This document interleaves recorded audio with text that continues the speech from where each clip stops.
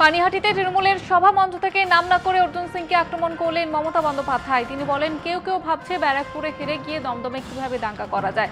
ব্যারাকপুরে এবার পার্থই জিতবে। পার্থ ভৌমিক আমার মন্ত্রী ছিল, বরঞ্চ আমার কাছে থাকলে আমার সরকারে কাজ করতে পারত। মমতা বন্দ্যোপাধ্যায় আক্রমণের জবাব অর্জুন সিংয়ের। কেউ কেউ ভাবছে ব্যারাকপুরে হেরে গিয়ে দমদমে কি করে দাঙ্গা করা যায়। আর আমি জানি ব্যারাকপুরে এবারে পার্থটাই জিতবে।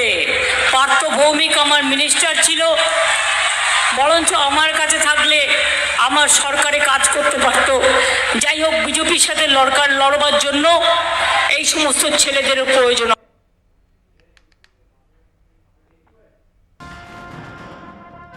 পূর্ব বর্ধমানের খণ্ডঘোষে নির্বাচনী প্রচারে রাজ্যের বিদ্যুৎ মন্ত্রী অরূপ বিশ্বাস। বিষ্ণুপুর লোকসভা কেন্দ্রের তৃণমূল প্রার্থী সুজাতা মণ্ডলের সমর্থনে অরূপ বিশ্বাস প্রচার করেন। বিদায়ী সাংসদ সৌমিত্র খাঁকে 5 বছর ধরে দেখা যায়নি বলে অভিযোগ অরূপ বিশ্বাসের। লোকসভা নির্বাচনে বিষ্ণুপুর লোকসভা কেন্দ্রের তৃণমূল প্রার্থী সুজাতা মণ্ডল মানুষের আশীর্বাদে জয়লাভ করবেন বলে দাবি অরূপ বিশ্বাসের।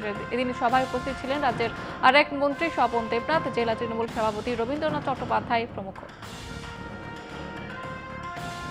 আসছিলাম তখন এখানকার মানুষ গান গাইছিলেন, তোমার দেখা নাই রে তোমার দেখা নাই।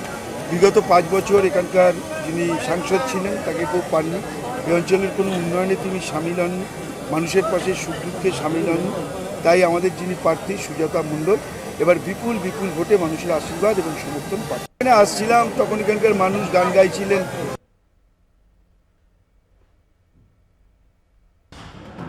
বাঁকুড়ার পাত্র শহরের প্রার্থী ছাড়াই হুডখোলা গাড়িতে মণ্ডল সভাপতিকে সঙ্গে নিয়ে মিছিল করলেন দিলীপ ঘোষ।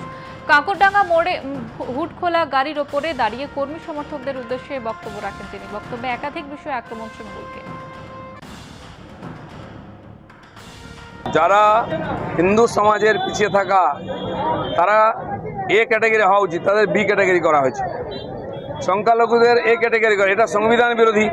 আমরা প্রথম থেকে এর বিরুদ্ধে বিরোধিতা করেছি, কেস করেছি। আদালত যেটা বলেছে সেটা মেনে নিতে হবে।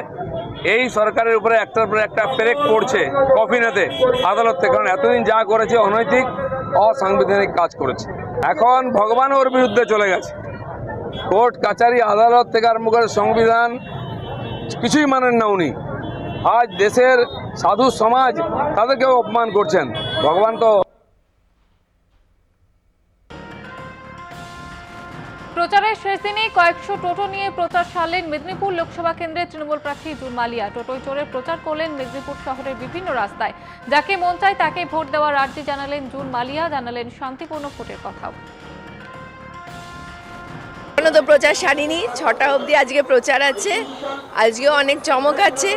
সুতরাং গতকাল মানে এত সুন্দর সাড়া পেয়েছি।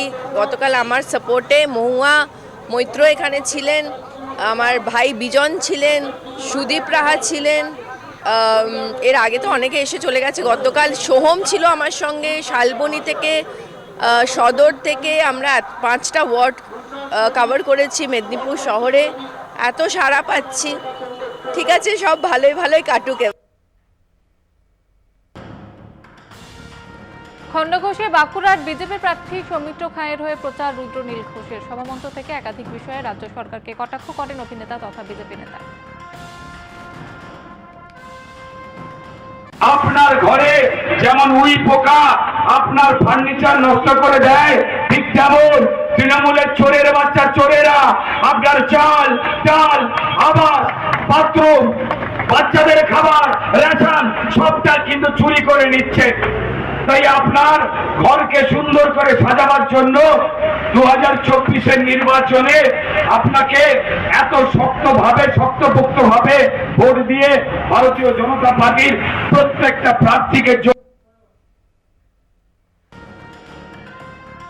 ঝাড়গ্রাম লোকসভা কেন্দ্রে তৃণমূল প্রার্থী কালীপদ সরেনের সমর্থনে গোপীবল্লভপুর 2 নম্বর ব্লকের পেটবিন্দি অঞ্চল জুড়ে পিকআপ ভ্যানে মিছিল করলেন অঞ্চল তৃণমূল কংগ্রেসের সভাপতি শঙ্কর প্রসাদ দে। এদিন প্রায় 30টি পিকআপ ভ্যান নিয়ে অঞ্চল জুড়ে মিছিল হয়। এছাড়াও উপস্থিত ছিলেন ব্লক তৃণমূল কংগ্রেসের সভাপতি টিঙ্কু পাল সহ ব্লক অঞ্চল বুথ নেতৃত্ব।